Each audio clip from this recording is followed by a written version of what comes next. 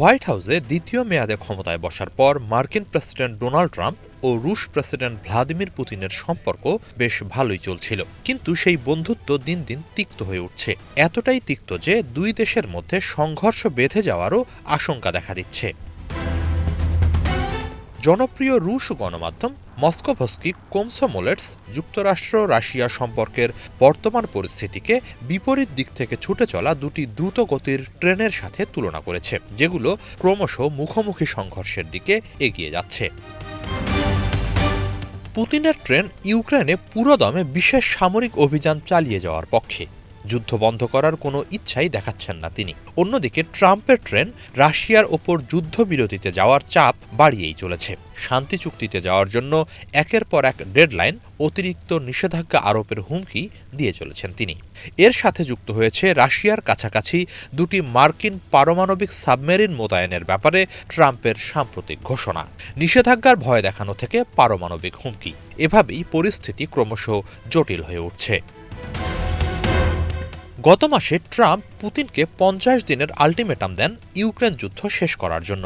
এই আল্টিমেটাম না মানলে নিষেধাজ্ঞা ও বাড়তি শুল্কের হুমকি দেন। পরে আবার সেই সময়সীমা কমিয়ে 10 দিনে নামিয়ে আনেন তিনি। চলতি সপ্তাহান্তে সেই সময়সীমা শেষ হতে চলেছে, কিন্তু এখন পর্যন্ত পুতিনের পক্ষ থেকে যুদ্ধ থামানো বা শান্তি চুক্তির বিষয়ে কোনো নমনীয়তার ইঙ্গিত নেই। নিউ ইয়র্ক সিটি ভিত্তিক বিশ্ববিদ্যালয় দ্য নিউ স্কুলের আন্তর্জাতিক সম্পর্ক বিষয়ক অধ্যাপক নিনা ক্রুশ্চেভ সহ অনেক বিশ্লেষকের মতে পুতিন ট্রাম্পের চাপকে গুরুত্বই দিচ্ছেন না, কারণ ট্রাম্প বারবার ডেডলাইনের সময়সীমা বদলেছেন। একবার এক কথা বলেন তিনি। পরিস্থিতি পর্যবেক্ষণে বোঝা যাচ্ছে যুদ্ধের মাঠে আত্মবিশ্বাসের সাথে লড়ছে রাশিয়া। এ অবস্থায় পুতিন যতক্ষণ পারবেন যুদ্ধ করবেন, কিংবা ইউক্রেন যদি পুতিনের শর্তগুলো মেনে নিতে রাজি হয় তখন থামাবেন এই দীর্ঘস্থায়ী যুদ্ধ।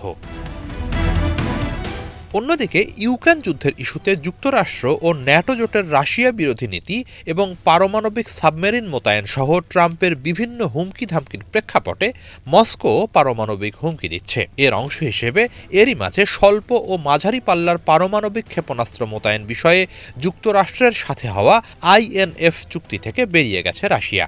ফলে এখন আর এসব ক্ষেপণাস্ত্র মোতায়েনে কোনো নিষেধাজ্ঞা নেই।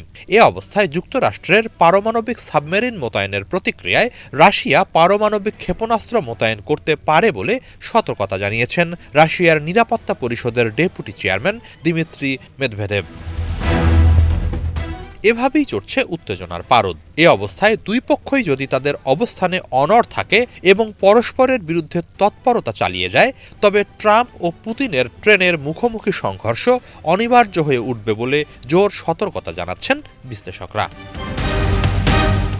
হিজল জোবায়ের, বাংলা ভিশন।